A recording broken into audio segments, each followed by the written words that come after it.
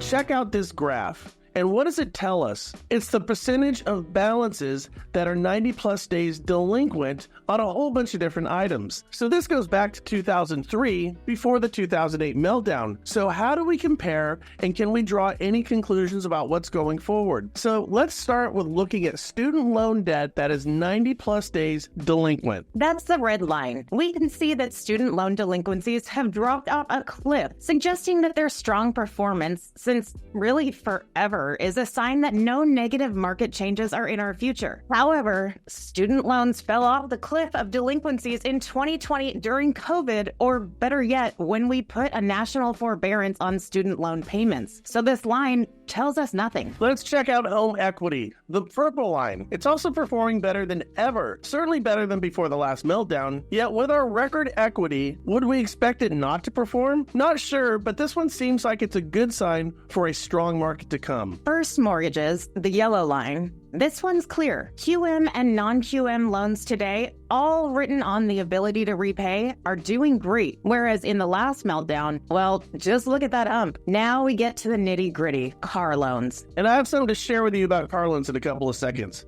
But that's the green line. Car loans are as delinquent today as they were during the last meltdown, and definitely trending in the wrong direction. Are these the canary in the coal mine? Again, I've got a story to share with you. If they are, a recession, perhaps a big one, is imminent. Finally, credit card debt.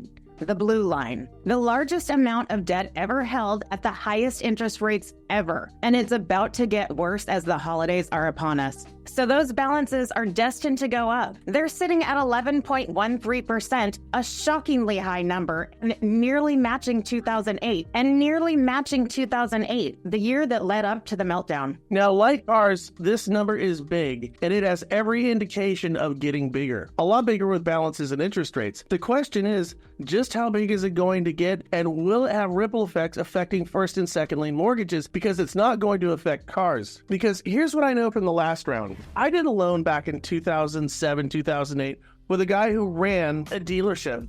Now, before the meltdown, he bought a couple of houses. He was doing pretty good. But during the last meltdown, when nobody was buying any houses and we had all that inventory, he bought 3 houses from me. And I said, Jason, what the hell is going on? This doesn't make sense. And here's what he told me. He goes, Brian, before this meltdown in the housing market, I wanted your job. He goes, I bet you want my job now. He goes, here's the reason why. He goes, people are going to let their credit cards go. They're going to let their house go, but they can't let their car go, because letting their car go means they have no way to get to work. So what happens? People let their house go. They went and rented for less than what their house payment was. They felt bad about everything. But because they were still making that car payment, they could go down to any dealership and buy a new car.